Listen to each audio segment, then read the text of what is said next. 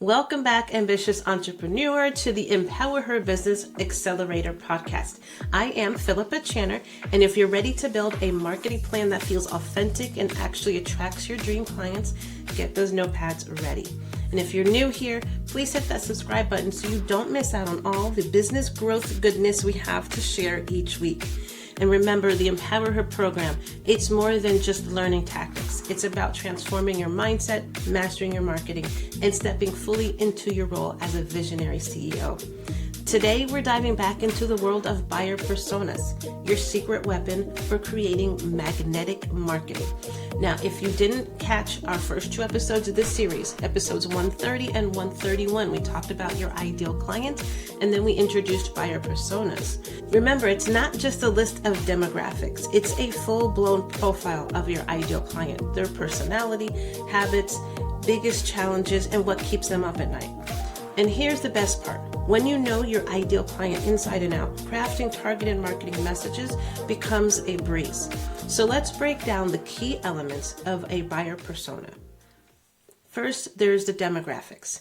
This is the foundation. Start with things like their age, their location, how much money they make, what's their job title, and any other relevant details, especially if you have a product. Think about the details that would pertain to how your product would fit into their lifestyle. Think about where they live, work, and hang out. And then we're going to focus on the psychographic details. This is where it gets juicy. What are their beliefs, their values, and goals? What motivates them and scares them? Think beyond the job title and into their mindset. So if they're a CEO, don't just think of, okay, they have this position. Think of what it means to be a CEO and the struggles that come with, and the responsibilities, the burdens that come with being a CEO. So you're getting into their mindset and not just the surface level. All right, so let's bring this to life with an example. I'm going to introduce you to Sara. Sara is 32 years old. She is currently living in the suburban area outside of a major city. Her income is mid-ranged, but it's inconsistent. Her job title is a freelance web designer. She has 3 years of experience, and she is single with no children. Now, that was her demographics. Let's take a look at her psychographics. Her values. She's into creativity, flexibility, making a positive impact in the world around her. Her goals are to build a sustainable business with consistent income and gain recognition as an expert in her industry. The motivation she has is a desire for financial security, passion for web design, and craving freedom and autonomy. And the pain points that she's facing is that she struggles to find high-paying clients, feels overwhelmed by marketing, and fears her business isn't viable long-term. Where she hangs out, so we're taking it a little further now, is on social media. She's primarily on Instagram and LinkedIn, and occasionally browses Pinterest for design inspiration, and also a few Facebook groups for freelance creativity. For news and information, she subscribes to industry newsletters, stuff like Web Design Depot, and she listens to podcasts aimed at freelancers. For friends and mentors, she seeks advice from them from a tight-knit group of fellow designers that she has, but lacks a true business mentor.